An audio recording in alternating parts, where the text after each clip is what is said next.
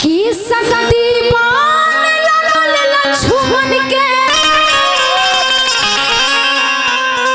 रोवेले रघुराई सकती बाण लगल लक्ष्मण के रोवेले रघुराई अखिया खोला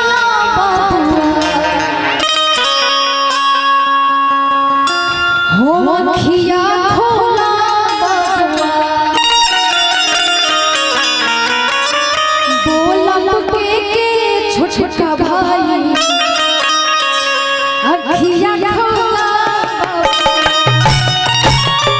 बोल श्री रामचंद्र की उमापति महादेव की शक्ति बाण लगल लक्ष्मण के रोवेले रघुराई शक्ति बाण लगल लक्ष्मण के रोवेले रघुराई अखिया खोला अखिया खोला बोलब के छोटका भाई अखिया खोला बोलब के छोटका भाई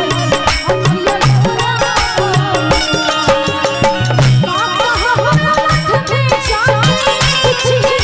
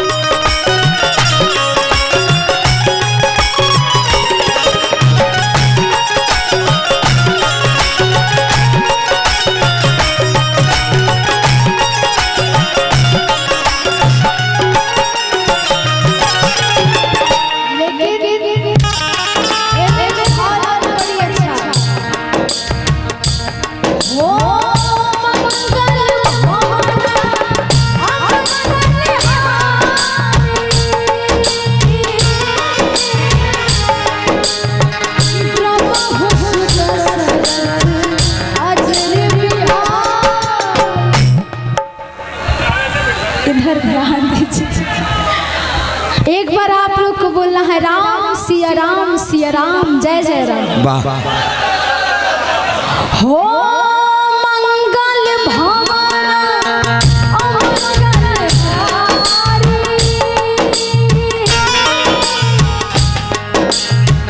प्रभु दशरथ अजर बिहारी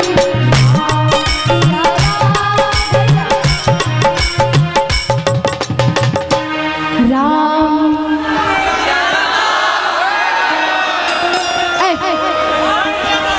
धूल में बोलिए ना महाराज, हम लोग बिहारी हैं कि राम सिया राम सिया राम बोल सियावर रामचंद्र की। सलोनी जी सभी बोल रहे हैं राम सिया राम। देखिए ये जो जैकेट ब्लैक जैकेट वाला आपको देखकर बोल रहा मोए मोए हो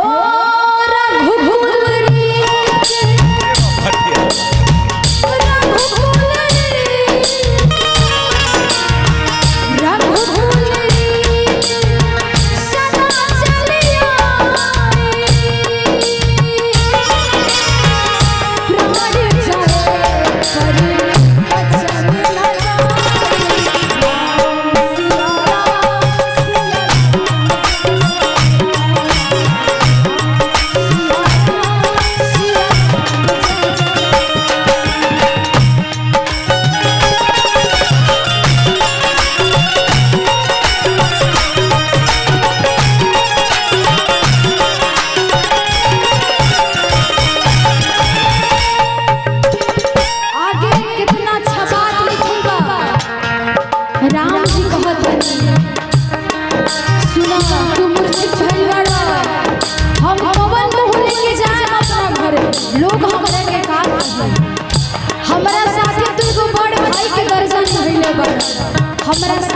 साथे तू बनवास में हमरा साथ आइल बड़ा।